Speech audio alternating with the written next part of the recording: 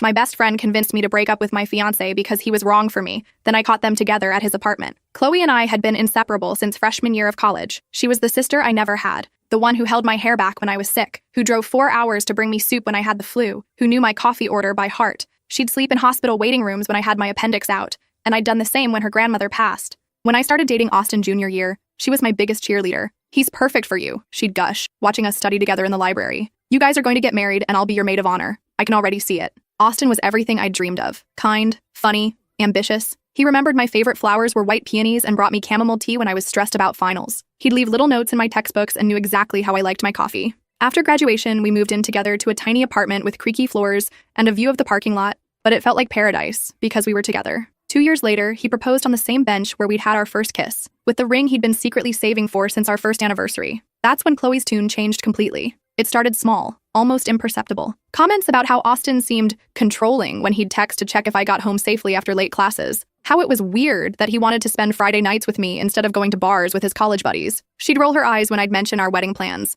making little sighs when I showed her dress options. "Are you sure he's the one?" she'd ask, tilting her head with fake concern. "You're so young. Don't you want to experience life first? Travel, date other people?" The criticism escalated slowly, like water wearing a waystone. She pointed out every tiny flaw. How Austin chewed too loudly during movies. How he was too nice to be genuine. How he probably only proposed because he was afraid of losing me to someone better. "Real men don't need to propose so quickly," she said one night over wine at her apartment. "He's insecure. That's not attractive in a husband." I started noticing things I'd never seen before. When Austin surprised me with dinner reservations, Chloe called it love bombing. When he gave me space to hang out with friends, she said he was emotionally distant and probably hiding something. The final blow came 6 months before our wedding. Chloe invited me to lunch at our usual cafe, her face unusually serious. "I have to tell you something," she said, gripping my hands across the table. "I saw Austin with another woman. They looked close." My world tilted sideways. "Where? When?" "Last Tuesday at that new cafe downtown. She was blonde, really pretty. They were holding hands, laughing. It looked intimate. I felt sick." Austin had said he was working late that Tuesday, staying behind to finish a project presentation. "I'm so sorry," Chloe whispered,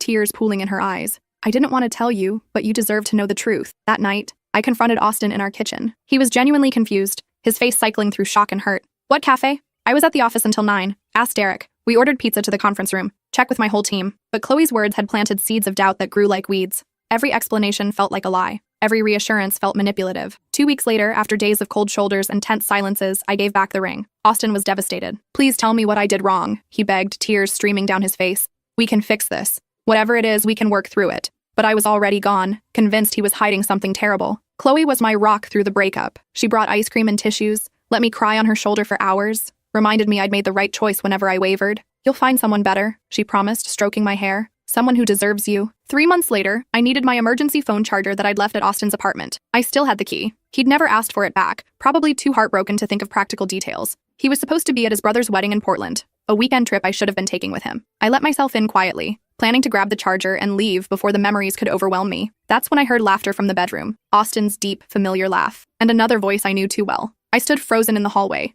my heart hammering against my ribs like a caged bird. The apartment still smelled like the vanilla candles I used to buy, still had the throw pillows I'd picked out arranged on the couch. Everything looked exactly the same, as if I'd never left, as if our life together had been preserved in amber. Part of me wanted to run, to pretend I'd never heard those voices, never seen what I was about to see. The other part, the part that had been questioning my own sanity for months, needed to see the truth with my own eyes. I crept toward the bedroom, my bare feet silent on the hardwood floor Austin had refinished himself the summer after we moved in. Each step felt like walking through quicksand, time stretching impossibly thin. The door was cracked open about 6 inches. Through the gap, I could see the rumpled sheets of the bed we'd shared for 2 years, the dresser where I'd kept my jewelry, the window that faced east so the morning sun would wake us up together. And there they were. Austin was propped against the headboard, shirtless, grinning at something on his phone. His hair was messy in that way it got after sex, sticking up on one side. Chloe was curled against his chest like a cat, wearing one of his t-shirts. The faded blue one with the small hole near the hem that I'd bought him for his birthday last year. The one I'd worn to bed countless times when he worked late. "She still hasn't figured it out," Chloe was saying, scrolling through what looked like my Instagram profile. Her voice carried that familiar note of amusement, the same tone she used when we'd gossip about other people's relationship drama. "Look at this post.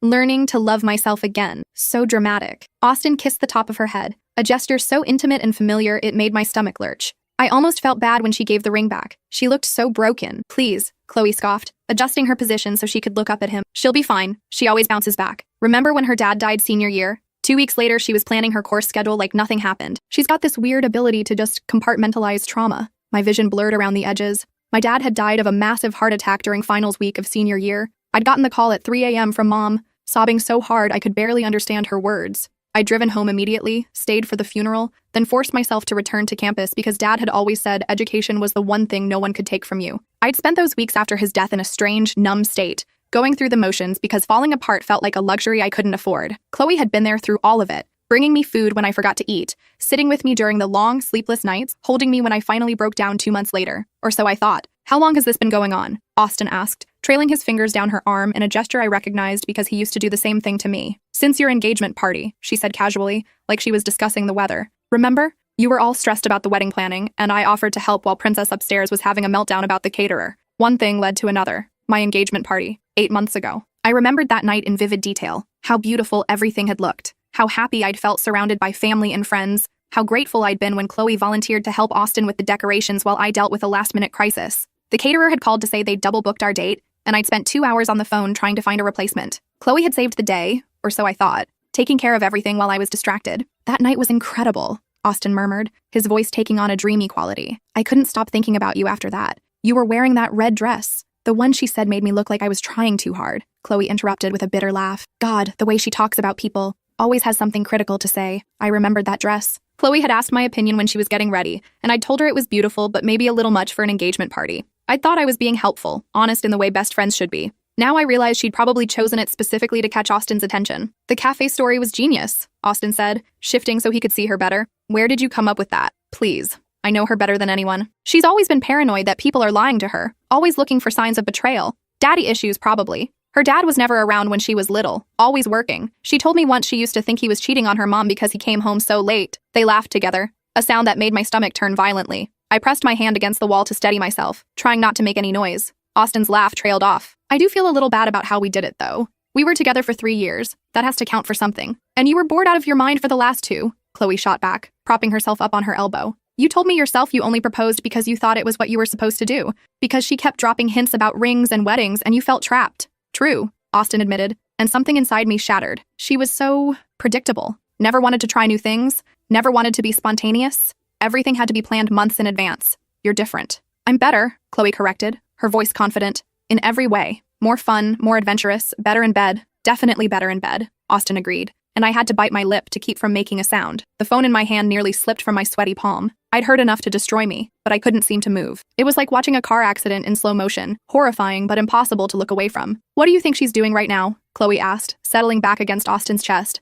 Probably at home eating ice cream and watching romantic comedies, feeling sorry for herself. She's tough, Austin said, though his tone suggested he didn't really care either way. She'll find someone else eventually, someone who appreciates her stability. The way he said stability made it sound like a disease. God, I hope not, Chloe said with genuine disgust. Can you imagine having to double date with her and some poor guy? She'd probably spend the whole time analyzing their relationship and offering unsolicited advice, like she did with us, Austin agreed, always asking if I was happy, if there was anything we needed to work on. It was exhausting. I'd asked those questions because I loved him, because I wanted our relationship to be strong, because my parents had divorced when I was 12, and I'd sworn I'd never let communication issues destroy my marriage the way they'd destroyed theirs. Well, you don't have to worry about that anymore, Chloe purred, leaning up to kiss his neck. It's just us now. Just us, Austin repeated, and there was something in his voice, satisfaction, relief, that made me feel physically sick. I'd heard enough, more than enough. I backed away from the door carefully, my legs shaking so badly I could barely walk. In the living room, I spotted my phone charger plugged into the wall outlet behind the couch, exactly where I'd left it 3 months ago. But I hadn't just come for the charger anymore. I had a different mission now. I pulled out my phone with trembling fingers and opened the voice recording app. Then I walked back to the bedroom door and pushed it open wide. Having fun? I asked, my voice somehow steady despite the chaos in my chest. The effect was immediate and devastating. They sprang apart like teenagers caught by parents, Chloe scrambling to cover herself with the sheet, while Austin fumbled for his pants on the floor. The look of pure terror on both their faces would have been comical if my heart wasn't breaking into 1,000 pieces. It's not what it looks like, Austin stammered, hopping on one foot as he tried to get his leg through his jeans. His face had gone pale except for 2 bright red spots on his cheeks. Really? I held up my phone, making sure they could see the recording app was running. Because I've been standing here for the last 10 minutes, and it looks like my best friend and my ex-fiancé have been having an affair since our engagement party. Chloe's face cycled through several emotions: shock, guilt, defiance, and finally, something that looked almost like relief. You can't just walk into someone's apartment? I still have a key, I said calmly, surprised by how controlled I sounded. Austin never asked for it back, probably because you two were too busy playing house to think about practical details.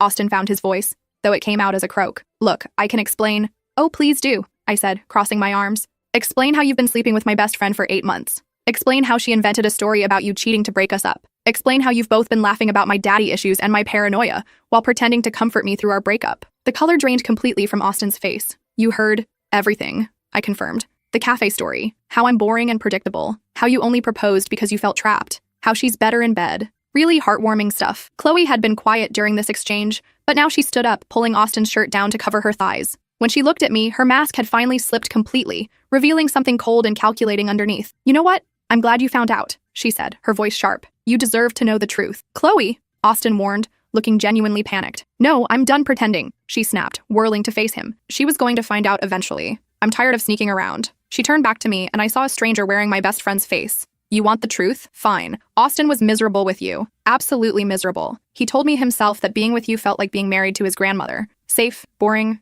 and sexless. Each word hit like a physical blow, but I kept the phone recording. This was evidence now. You were holding him back, she continued, gaining momentum. He's got ambition, dreams, and you just wanted to play house in that pathetic little apartment. You never encouraged him to take risks or pursue better opportunities. What opportunities? I asked, genuinely confused. He got offered a position in New York last year. Did you know that? A promotion that would have doubled his salary, but he turned it down because you threw a fit about leaving your precious hometown. I stared at Austin. You never told me about any job offer. Austin couldn't meet my eyes. It wasn't the right time. He never told you because he knew you'd guilt him into staying, Chloe interjected. Just like you guilted him into proposing before he was ready. Just like you guilt everyone into doing what you want. I never guilted anyone into anything, I said quietly. Please. You're the queen of passive-aggressive manipulation. Poor me. My dad died. Poor me. I'm so insecure. Poor me. Why doesn't anyone understand me? Her voice had taken on a mocking tone that made my skin crawl. You know what Austin told me the first night we slept together? Chloe, stop, Austin pleaded, but she was beyond stopping now. He said being with you was like dating a wounded bird, always needing reassurance, always needing to be handled with kid gloves. He said he felt more like your therapist than your boyfriend. The cruelty in her voice was breathtaking. This was someone I'd trusted with my deepest secrets, my worst fears, my greatest hopes, someone I'd considered family. Is that true? I asked Austin directly. He looked like he wanted to disappear into the floor. Some of those conversations were taken out of context, so it is true. I nodded, surprised to find that this revelation hurt less than I'd expected. Maybe because it was so far beyond what I'd thought possible that my brain couldn't fully process it. Look, Chloe said, her tone shifting to something that might have been intended as conciliatory. This doesn't have to be ugly. You're young, you'll find someone else. Someone more compatible with your personality. Someone more boring, you mean? Someone who appreciates your need for stability, she corrected carefully. I almost laughed. After everything she'd just said, she was still trying to manipulate me. How long have you been planning this? I asked. Planning what? The breakup. How long have you been working to sabotage my relationship? Chloe's eyes flickered, just for a second, but it was enough. Remember Brett from my sophomore year? You told me he was seeing someone else. He was. Was he? Or did you tell him I wasn't interested? Remember Vincent from my junior year internship? You said he was just using me for homework help. He was. And Dylan, the one I really liked? You said he thought I was clingy. For the first time, Chloe looked genuinely uncomfortable. I was protecting you. You've been doing this for years, I realized aloud, keeping me single and dependent on you. That's ridiculous. Is it? Name one relationship you encouraged me to pursue. Just one. Silence filled the room like a toxic gas. You can't, can you? I continued. Because you've spent 6 years systematically destroying any romantic connection I tried to make. The only reason Austin lasted was because I met him when you were studying abroad and couldn't interfere. I was being a good friend, Chloe said, but her voice lacked its earlier conviction. No, you were being a possessive narcissist who couldn't stand the idea of sharing my attention. Austin had been silent during this exchange, but now he cleared his throat. Maybe we should all just take a step back. Shut up, both Chloe and I said simultaneously. I turned back to her. You know what the saddest part is? I really loved you. I thought you were the sister I never had. I would have done anything for you. I loved you too, she said, and for a moment her voice cracked. But you were never satisfied. You always wanted more. More time, more attention, more emotional support. It was exhausting, so you decided to take the one person who made me happy. I didn't plan for this to happen, she said, gesturing between herself and Austin. It just did. Bullshit. The word came out harder than I'd intended. You planned this the moment you saw how happy Austin made me. You couldn't stand it. Tears were running down her cheeks now, but I felt nothing. No sympathy, no urge to comfort her like I would have just an hour ago. I'm sorry, she whispered. I'm so sorry. No, you're not. You're sorry you got caught. I turned to Austin, who had been standing frozen throughout this entire confrontation. And you? Do you have anything to say? He opened his mouth, closed it, then tried again. I never meant for it to happen this way. What way did you mean for it to happen? I don't know. I thought maybe after some time had passed, we could try to be friends again, understand? I stared at this man and to Mary, who I'd imagined growing, and realized I didn't know him. Get out, he said quietly, his voice finally some strength. Both. I need to think. Excuse me? Chloe whipped around. I'm not going anywhere. She's the one who... Get out!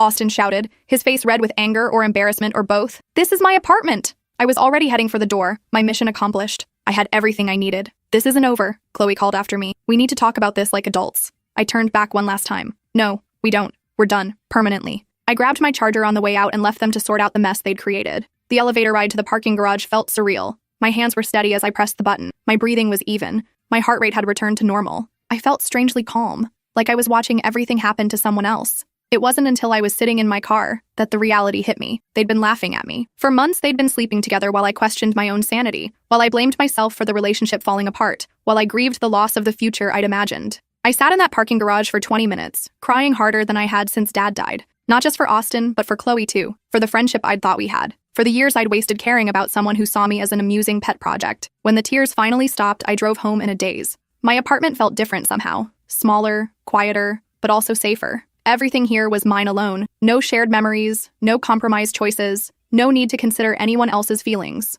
I sat on my couch and played back the recording. Hearing it again made it real in a way that being there hadn't. The casual cruelty in their voices, the way they dissected my personality like I was a specimen in a lab, how comfortable they looked together. My phone started buzzing almost immediately. Text after text. Austin, please don't do anything you'll regret. We need to talk. Chloe, you're being dramatic. Let me explain. Austin, I know you're hurt, but posting that recording won't help anyone. Chloe, I still care about you. This doesn't change our friendship. Austin, I'll do anything to fix this. Just tell me what you want. Chloe, fine. Don't talk to me. See if I care. I turned off my phone and ran a bath, the first one I'd taken since moving out of Austin's place. I needed to wash off the feeling of that apartment, the smell of his cologne and her perfume, the memory of seeing them together in what used to be our bed. As I sank into the hot water, I started planning. The recording was good, but it wasn't enough. I needed more evidence, more proof of the systematic way they'd destroyed my relationship and my self-esteem. I needed to document everything before I forgot the details. I spent that night writing. Every conversation I could remember, every time Chloe had criticized Austin or vice versa, every moment when she'd convinced me I was being paranoid or insecure. The pattern was so clear when I laid it all out chronologically. She'd started her campaign against Austin almost immediately after he proposed. Subtle at first, comments about how rushed the engagement was,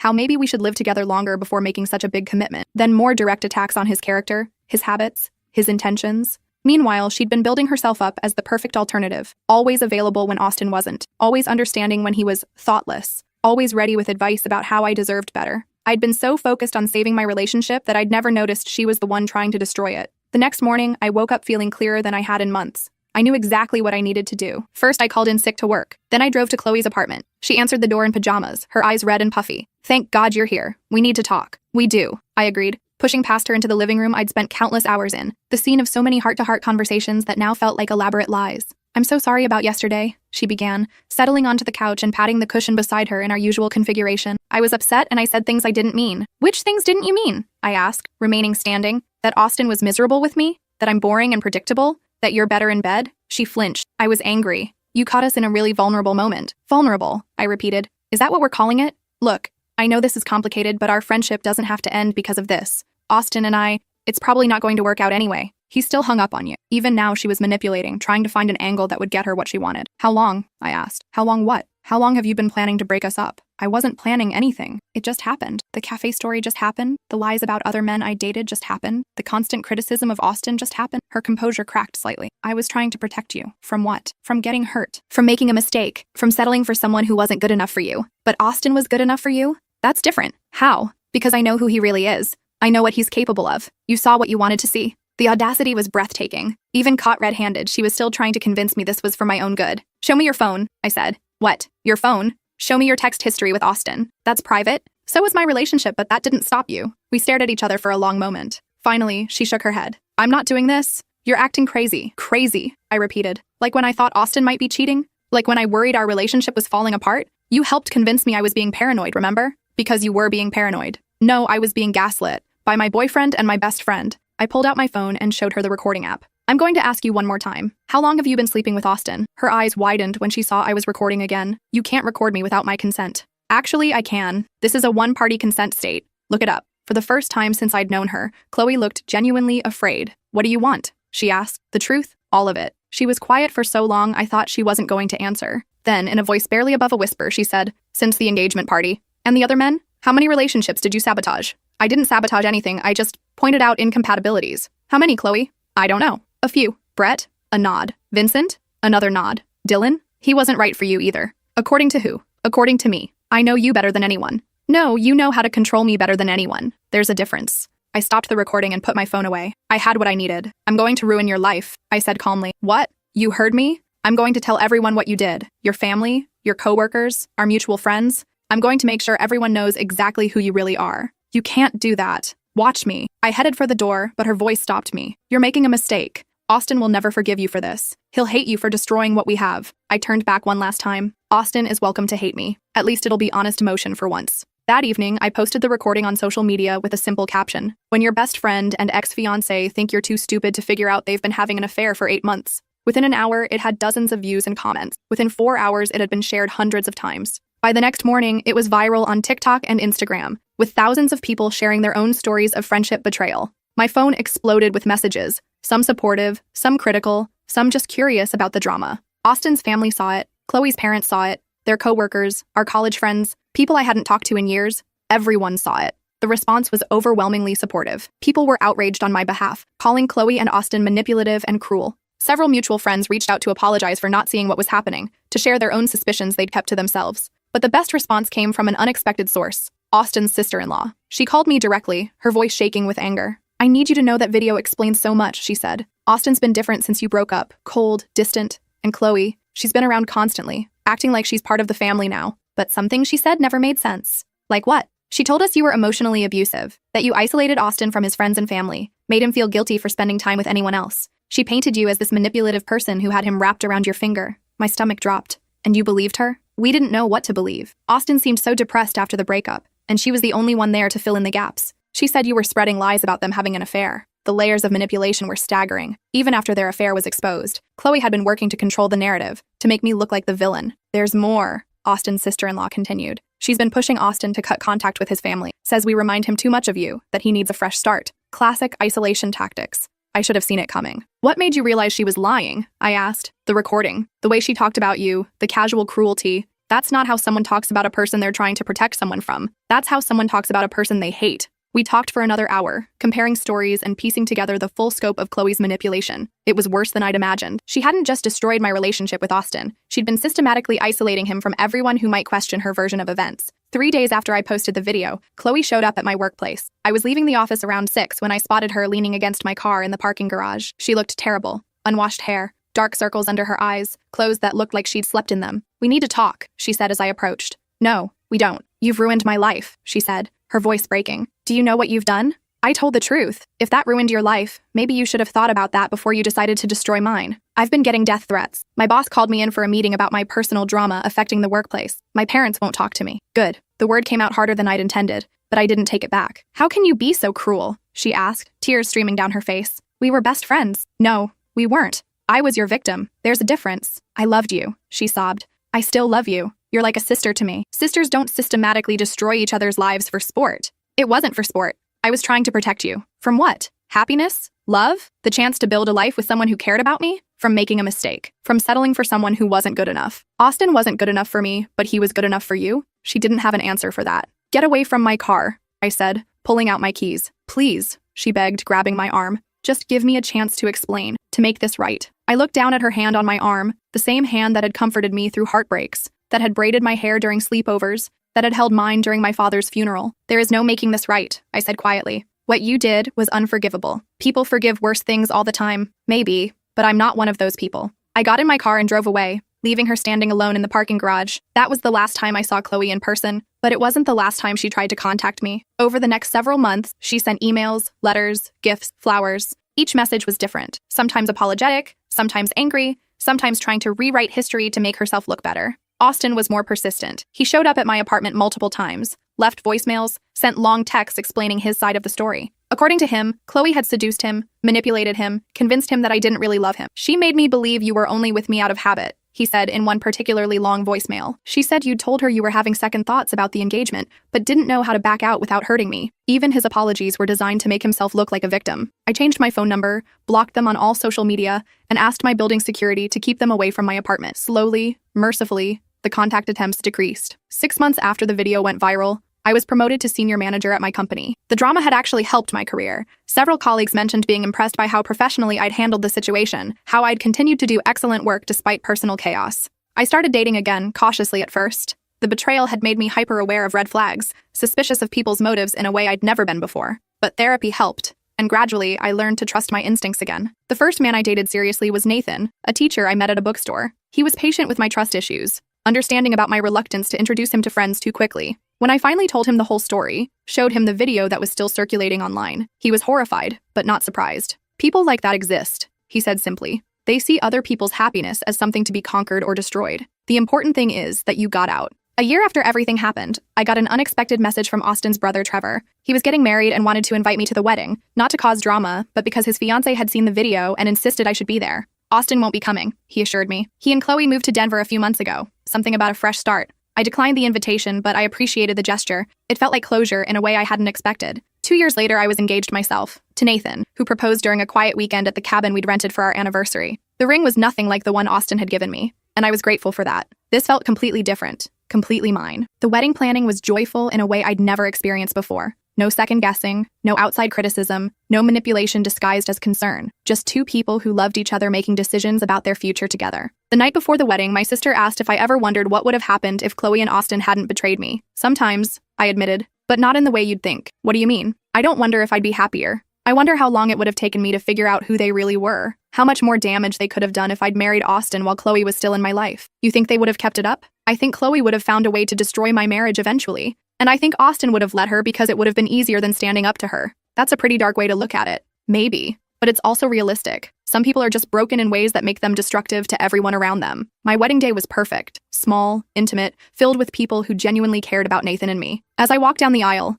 I thought briefly about the wedding I'd planned with Austin. How different it would have felt. How much anxiety I would have carried about whether everything was perfect enough. This felt effortless by comparison, right in a way that relationship never had, even in its best moments. During the reception, my maid of honor, my sister, gave a speech about resilience and the importance of surrounding yourself with people who want you to succeed. She didn't mention Chloe or Austin by name, but everyone who knew the story understood the subtext. Sometimes the worst thing that happens to you leads to the best thing that happens to you, she said, raising her glass. And sometimes losing people who never really loved you makes room for people who do. The toast was echoed around the room, and I felt a profound sense of gratitude, not just for Nathan, but for my escape from a life that would have slowly suffocated me. 3 years into my marriage, I got a message from an unknown Facebook account. The profile picture was clearly fake, but the message was definitely from Chloe. I know you probably don't want to hear from me, but I needed you to know that Austin and I broke up. We moved to Denver together, but it fell apart pretty quickly. Turns out we didn't have much in common besides hating our situations. I've been in therapy for the past year, trying to understand why I did what I did. My therapist says I have abandonment issues that make me sabotage other people's relationships so they won't leave me first.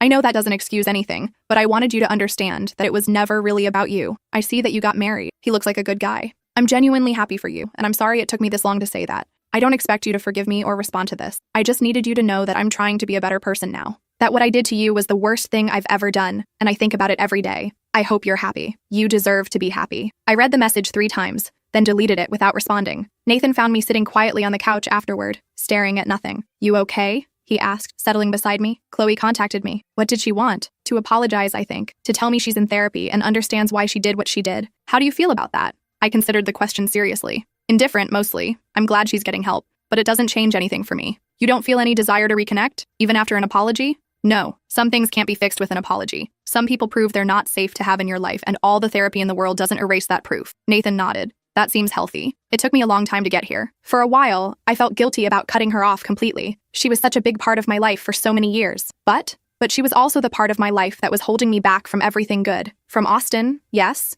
but also from trusting my own judgment. From believing I deserved real love. From understanding what healthy relationships actually look like. You think you would have figured that out eventually? Maybe. But probably not while she was constantly undermining my confidence and isolating me from other people who might have helped me see the truth. That night, I blocked Chloe's new account and changed my privacy settings to prevent her from creating others to contact me. It felt like closing the last door on that chapter of my life. 5 years later, Nathan and I bought our first house, a small Victorian with a garden and enough bedrooms for the family we were planning to start. As we painted the spare room that would eventually become a nursery, I found myself thinking about trust and loyalty and the difference between friends and family. Do you ever miss having a best friend? Nathan asked during a break, both of us covered in pale yellow paint. I have you, I said simply. That's different, though. Don't you miss having someone to call when you need to complain about me? I laughed. I call my sister for that. But it's not the same as having someone who's known you since college, who knows all your history. Someone who knows all my history used that knowledge to destroy my life, I pointed out. I'll take quality over history any day. Fair point. I had friends now, colleagues I enjoyed spending time with, neighbors I could rely on. women from my book club who made me laugh, but I was more careful about intimacy, more protective of my private life. The experience with Chloe had taught me that not everyone who claims to love you has your best interests at heart. It was a hard lesson, but not one I regretted learning. 6 years after the wedding, Nathan and I welcomed our daughter. As I held her in the hospital, exhausted but overwhelmed with love, I thought about the person I'd been before everything happened. Naive, trusting, willing to overlook red flags because I wanted to believe the best about people. That person was gone, replaced by someone more cautious but also more confident. Someone who trusted her own instincts and didn't need constant validation from others to feel worthy of love. She's perfect, Nathan whispered, tracing our daughter's tiny fingers. She is, I agreed. And we're going to make sure she knows her worth so no one can ever convince her she doesn't deserve good things. Sounds like a plan. As I looked at my daughter's face, so new, so full of potential, I made a silent promise. She would never doubt her own judgment because someone she trusted was gaslighting her. She would never sacrifice her happiness to avoid abandonment. She would never confuse manipulation with love. The betrayal that had nearly destroyed me would protect her instead. And in that way, maybe everything that happened had been worth it after all.